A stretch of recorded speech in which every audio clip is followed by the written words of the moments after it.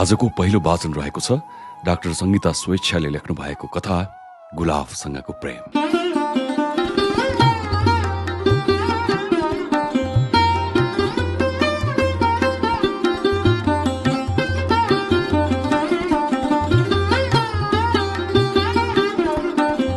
सदा झैं मेरो घर छेउको झाडी मौन छ। लाग्दछ उदासीनताको प्रतीक यो झाडीले छर्लङ्ग्याएको छ। सूर्य उदाउँछ त्यो झाडीमा पनि जसरी मेरो घर अगाडिको फूलबारीमा उदाउँछ। तर लाग्दछ त्यो झाडी बीचकी गुलाफ उराट छिन्। उनी मेरो फूलबारीको फूलहरूको सौन्दर्यप्रति कतै दुखी त छैनन्। गुलाफ त फूलहरूको सौन्दर्यको प्रतिभा हुन्। तर पनि मेरो फूलबारीमा गुलाफ छैन। गोदावरी, कुकुर फूल आदि ढकमक्क मेरो फूलबारीमा रमाइरहेका छन्। रात दिन म मलजल गर्छु। सायद यसैबाट उनीहरूको सुन्दरता निखारिँदैछ।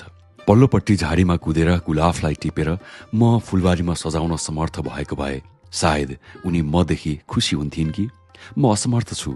ठूलो झाडी अनि वरिपरि सिस्नोको झाङ छ त्यहाँ, जसको बीचमा चन्द्रमा जस्तै देखिने त्यो गुलाफी गुलाफ। उनको आँखाभरि आँसु छ। एक कहाली लाग्दो एकाङ्कीपनले उनलाई सताए झैं भान हुँदैछ अनि उनका परेलीहरू आँसुले भिजे झैं देखिन्छन्। शरीरमा भने एउटा अकिञ्चन स्वाभाविक जवानी छ, तर त्यो जवानी उनलाई झाडीबाट चिहाई देखाउनु परिरहे झैं लागिरहेको छ। उनलाई पनि त आफ्नो रूपलाई दङदङ्याएर हिँड्न कति रहर लाग्दो हो। म पूर्वपट्टिको झ्यालमा बसेर टोलाइरहेको थिएँ। अचानक टन्टलापुर घामलाई बादलले धमिलो बनाइदियो। वृष्टिको संकेत गर्न थाल्यो। म डरले आक्रोशित भएँ। कतै त्यो गुलाफलाई वर्षाले झारेर क्षत विक्षत बनाइदियो भने।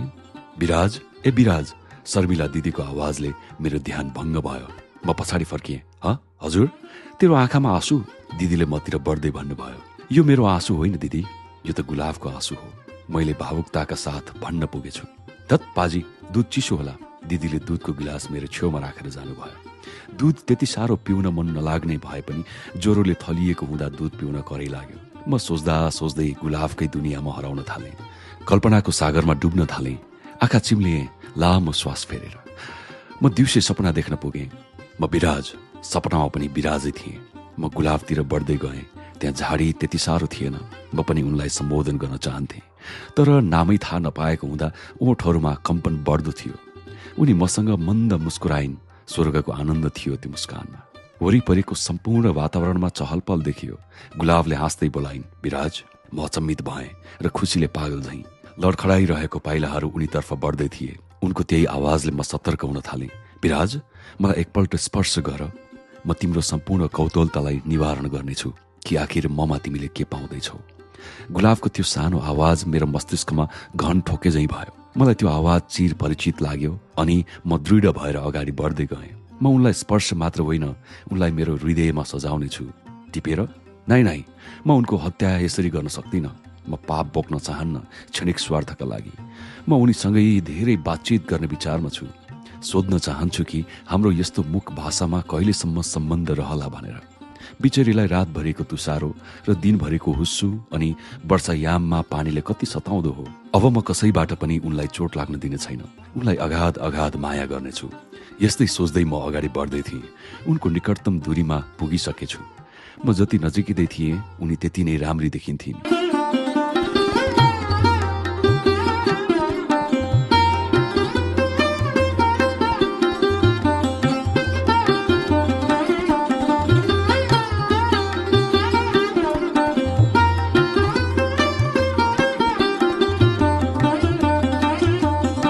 विराज, उनी अचानकै चिच्याइन्। मेरा दुई हातहरू अचानक उनलाई समाउन पुग्छन्। मैले उनको ठाउँमा रुबिनालाई पाएँ। म उत्तेजित भएर उठेँ।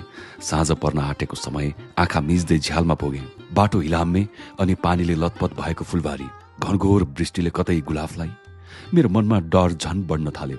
दिदीको छोराले धारा खुल्लै राखिदिएर पो हिलो भएको रहेछ। ओहो, सपना पनि कस्तो देखेछु। तर यो सपनाले मलाई यथार्थताको धरातलमा उतारिदियो। पुराना सम्झनाहरू आँखा अगाडि सलबलाइरहे।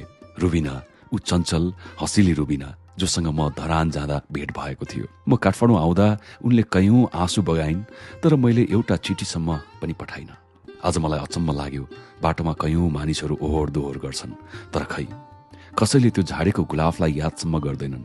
व्यथा बुझ्नु त परै जाओस्, मानिसहरूको बानी नै यस्तै हुन्छ। राम्रो स्थानमा भएको चिजको चाहना बढी हुन्छ। बिचरी त्यो कलिलो प्रतिभा झाडीको बीचमा उकुस मुकुस भइरहेकी छिन्। मलाई पनि बल्ल याद आयो, अस्ति भर्खर फुलबारीहरूको फूलहरूमध्ये गोदावरी राम्री भनेर दिदीसँग बाजी ठोक्दा उनले घाँटी तन्काई तन्काई हेरिरहेकी थिइन्। त्यति बेला झन् उनको मनमा के बित्यो होला। जे होस्, म उनलाई मेरै झ्याल अगाडिको खाली ठाउँमा लगाउनेछु अनि उनको आवाजसँग खुला रूपमा म बातचित गर्नेछु। के सपनामा झैँ उनले मलाई बिराज भनेर बोलाउलिन् त? नबोलाएमा पनि म उनको सुगन्धमा रमाउनेछु, खेल्नेछु। मलाई ज्वरो नआएको भए पनि कति खुसी साथ पर्खाल हाम फालेर जान्थेँ, झाडी फाँड्थेँ। तर ज्वरो नआएको भए पनि म फेरि कसरी त्यस झ्यालमा एक्लै टोलाउन पुग्थेँ अनि कसरी त्यस गुलाफलाई देख्न पाउँथेँ र। सधैँ क्याम्पस घर अनि घर क्याम्पस गर्दा थाहै थिएन। अस्ति भर्खर याद गरेँ, ज्वरोले थलिएको बेला म उनको अनुहारमा देखा पर्ने सम्पूर्ण नैराश्यतालाई हटाउन चाहन्छु। मेरो मानसपटलमा 3 दिन अघिदेखि एउटै कुरा खेलिरहेको छ। आखिर सौन्दर्यको सार त्यस झाडीमा लुकेको छ। हो, म मान्दछु यस वाक्यलाई। म आफूलाई पराजित भएको मान्दिनँ पनि। सायद म खुसी रहन सक्दिनँ होला यदि उनको अस्तित्व व्यर्थै खेर गयो भने। म आफ्नो आत्मविश्वासलाई मर्न दिन्न पनि। ज्वरो पनि निको भयो मलाई अनि अन्तमा मैले ज्वरो निको भएपछि गुलाफलाई आफ्नो झ्याल अगाडि सारेरै छाडेँ। गुलाफले मलाई रुबिनाको याद दिलाएर वास्तविकताको धरातलमा ओह्रालिदिइन्। म खुसीले पागल भएँ। रुबिना र गुलाफ दुवैलाई प्राप्त गर्ने इच्छा जाग्यो। त्यसैले आकस्मिक धरान प्रस्थान गरेँ। धरान त गइयो खुसीका लहरहरू बटुलेर, तर धरानबाट निमुखा भई फर्कन करे लाग्यो। मैले रुबिनाको आँसुको मूल्य बुझ्न सकिनँ र अर्थ दिने चेष्टा पनि गरिनँ। त्यसैले उनी मेरो मर्म जान्दिनन् पनि। धरानमा पुग्दा मेरो हर्षको लहरहरूमा बाँध बाँधियो। रुबिनाको बिहे हुँदै थियो। उनलाई अन्माउँदै गरेको यही 2 आँखाले देखेका थिए। के यो सम्भव छ र? तर खै वास्तविकता लुक्दैन। त्यति बेला मैले आफैबाट अपेक्षित भएको अनुभव गरेँ। आत्मविश्वासलाई बाढीले बगाएको अनुभव गरेँ। जब मेरो बन्द आँखा खुल्यो, ढिला भइसकेछ। रुबिनाको बिहे भइसकेछ। उनी त पराया भइसकिछन्। भक्कानो छोडेर रुन मन लाग्यो, तर आफूलाई सम्हाले। आँखामा आँसु टिलपिल टिलपिल गर्दै घर आइपुगे 3 दिनपछि। एकपल्ट गुलाफलाई स्पर्श गरेर प्रायश्चित गर्न मन लाग्यो, रुबिनाको आँसुको लागि। साँच्ची मलाई रुबिनाको आँसुको श्राप लाग्यो। मैले उनको अस्तित्व नै मेटाइदिएँ। उता रुबिना पराया भइन्, यता भने रुबिनाको याद दिलाउने गुलाफ एक एक पात गरेर भुइँमा झरिरहेको रहेछ।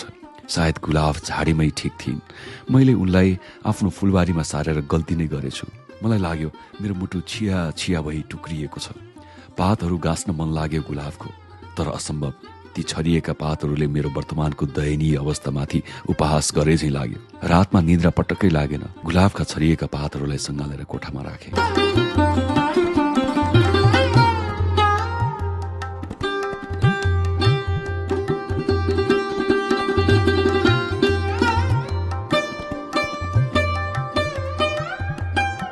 अतीतमा रुबिनासँग गरेका कुरा मानसपटलमा चलचित्र झैँ घुम्न थाले।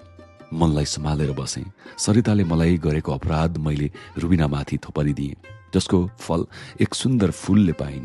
सरिताले मलाई जानी वा नजानी रुवाइन्। मैले नारी जातिको स्वार्थी र कठोर हृदयलाई धिक्कार्न थालेँ। घृणा लाग्थ्यो नारी जातिदेखि नै।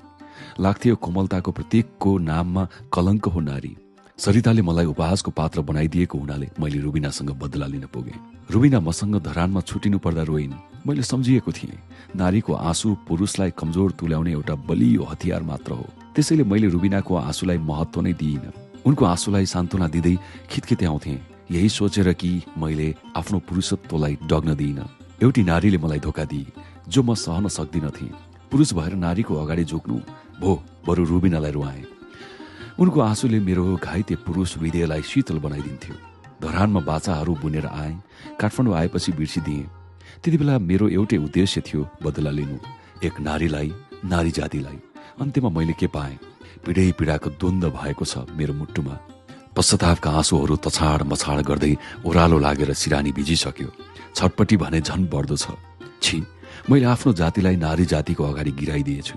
होइन होइन, सबै नारी सरिता चाहिँ दुष्ट पनि हुँदैनन् अनि सबै पुरुष म विराज झैँ दुष्टको दुष्टताको जवाफ यसरी पनि दिँदैनन्। सायद मेरो जीवनमा यी सबै भोग्नु पर्ने लेखेको रहेछ। आँखा पोल्न थालेकोले आँखा चिम्लिए। कति छिटो आँखा लागेछ अनि सपना पनि देख्न पुगेछु। रुबिनाले सपनामा भन्दै थिइन्, विराज सम्झ, म यो जन्ममा मरिसकेँ, तर विराज म अर्को जन्ममा तिम्रै रहनेछु। विराज, म जुरुक्क उठेँ। सँगालेर राखेका गुलाफका पत्रहरूलाई आफ्नो व्यथा बुझेका झैँ गरी हातमा राखेर च्यापेँ। आवेश कम भएपछि हात फुकाएँ। पातहरू त कच्याक कुचुक भई डल्लो भएछ। म झन्झन उत्तेजित भएँ। लाग्यो सपनीमा रुबिनाको मृत्यु सँगसँगै उनको सम्झना पनि मर्यो। म आफैप्रति लज्जित हुन थालेँ। मैले गुलाफलाई मारिदिएँ। आफ्नो फुलबारी सजाउने हेतुले उनको जीवन बर्बाद गरिदिएँ। घर बस्ने इच्छा नै जागेन। मैले प्रायश्चित गर्ने मौका पनि पाइनँ। गुलाफ घरको झ्याल अगाडिको झाडीमै भएको भए म उनीसँग बात मार्थेँ रुबिनाको यादमा। विरक्त लाग्यो जिन्दगी देखेर। घरमा बस्यो भने मलाई प्राय यही पीडाले सताउन थाल्छ। त्यसैले बुबासँग काश्मीर घुम्न गएँ। बुबाको कामकै सिलसिलामा काश्मीरबाट 3 महिनापछि घर फर्केँ। अतीतलाई झन्डै बिर्सिसकेको थिएँ, तर मेरो झ्याल अगाडिको गुलाफको डाँठमा नयाँ सानो गुलाफ पलाएछ। उमेरमा सानी देखिन्थिन्, तर उही रूप, उही रङ, उही हँसाई, उही हेराइ लाग्थ्यो। उनी मेरो प्रतीक्षामा व्याकुल छिन्। मेरो आँखामा हर्षको आँसु अनियन्त्रित भएर आयो। म हतार अगाडि बढेँ। एकपल्ट गुलाफलाई स्पर्श गर्ने इच्छा जाग्यो, तर म विवशतावश हुत्तिन सकिनँ। कतै मेरो स्पर्शले उनको ज्यान गयो भने? उता सिरानी माथिपट्टिको झ्यालमा भने पहिलेको गुलाफको पत्रहरू कक्रक्क परिसकेको रहेछ। झ्याल अगाडि उनकै बोटनिर लगेर गाडिदिएँ। हातहरू अझै काप्न छाडेका छैनन्। बेचैनीले मलाई सतायो। जुरुक्क उठ्दा अर्को सानो गुलाफ, जो त्यही स्थानमा बसेकी थिइन्, भन्दै थिइन्, विराज, मैले पुनर्जन्म पाएँ। म उही गुलाफ हुँ। म कहिलेदेखि तिम्रो प्रतीक्षामा थिएँ। आज तिमीले मलाई जुन स्थान दिएका छौ, म कृतज्ञ छु। तिमी महान छौ विराज। मेरो अस्तित्वलाई बचाइदियौ। म झाडीमा कति बेचैन थिएँ। हेर, मेरो आँखामा तिमीले दिएको खुसीको आँसु छ। म गुलाफको आँसु पुस्न हात बढाउन पुग्दछु। त्यति बेला मैले आफ्नो हातको स्पर्शले गुलाफलाई के असर होला भन्ने मतलब नै गरिन। उनको आँसु पुस्दा मलाई शीतलताको आभास भयो। एक क्षण आँखा चिम्लिएर अतीतलाई सँगाल्न पुगे। गुलाफ त रुबिना पो रहेछिन्। उनी भन्दै थिइन्, विराज, मेरो पुनर्जन्म भयो।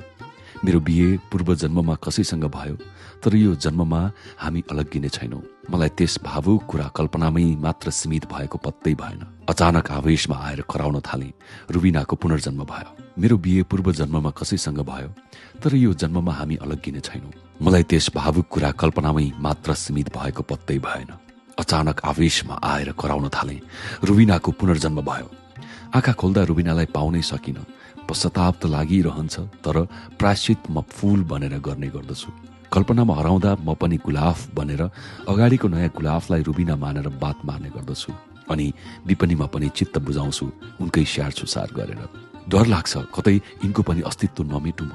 जब म गुलाफलाई स्पर्श गर्दछु, कल्पनामा उनी रुबिना बनिदिन्छन्। यसरी गुलाफ र मेरो प्रेम कथा सुरु भएको छ। अब म हाम्रो प्रेमको हत्या हुन दिने छैन। यिनी सरिता होइनन्, मेरी रुबिना हुन्। बिहे उनको अरूसँग भए पनि मेरी रुबिना मेरो झ्याल अगाडि बस्ने गर्दछिन्। वर्षामा म उनका लागि जस्ताको छानो हालिदिन्छु। हिउँदमा प्लास्टिकको लुगा सिलाएर लगाइदिने गर्दछु। रोइन् भने आँसु पुछिदिन्छु। घन्टासम्म रातमा बात मार्ने गर्दछु। यो काम घरको सबैजना सुतेपछि मात्र सम्भव छ। म अवश्य पनि चाहन्न कि मेरो र गुलाफको प्रेम कथालाई कसैले उपहासको दृष्टिले हेरुन्। हामी पवित्र प्रेममा बाँधिएका छौँ।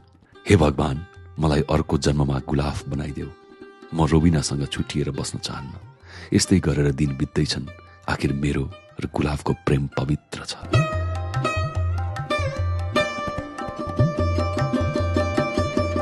यो थियो डाक्टर सङ्गीता स्वेच्छाले लेख्नु भएको एउटा कथा, गुलाफसँगको प्रेम।